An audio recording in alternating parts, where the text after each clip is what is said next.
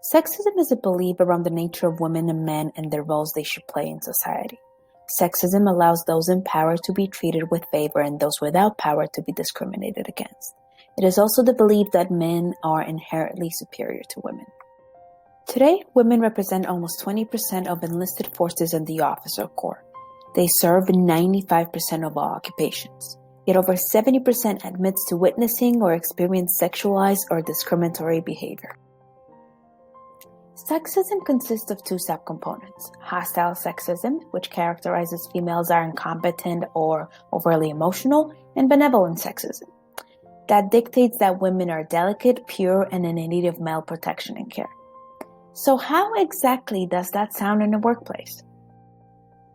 These are some of the real-life testimonials from the women I work with. Feel free to pause and read them all.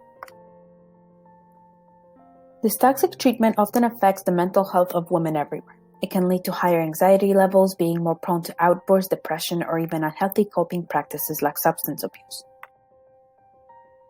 Scientists used to believe that males were biologically superior to females with stronger bodies and smarter brains.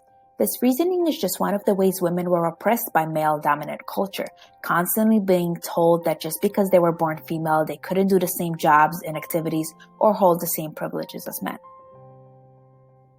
Skinner defined culture as a set of behaviors maintained by contingencies of social reinforcement delivered by a particular group. Sexism has become a part of our culture, and together with gender stereotypes, it has been reinforced by operant conditioning. The most common objection put forth by men who don't want to work with women is that they will be too concerned with protecting them and that they would risk the mission. That is, they would be too shivers to be good soldiers, reinforcing malevolent sexism.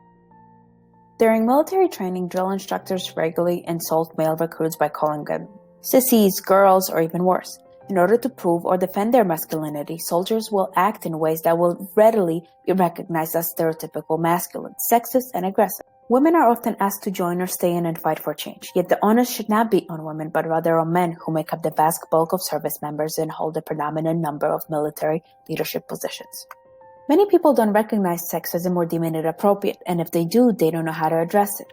Research has shown that men are worse than women at detecting it, and if men can see the bias or doesn't feel it should stop, they are unlikely to step in. We can't rely on individual agency alone to dismantle sexism. We must also change the fabric of our organization. Organizational climates that are more silencing, combative, and futile are associated with doing nothing in response to sexism. Together, we can be committed, confident, aware, educated, and impactful, so don't be afraid to speak up and make a change.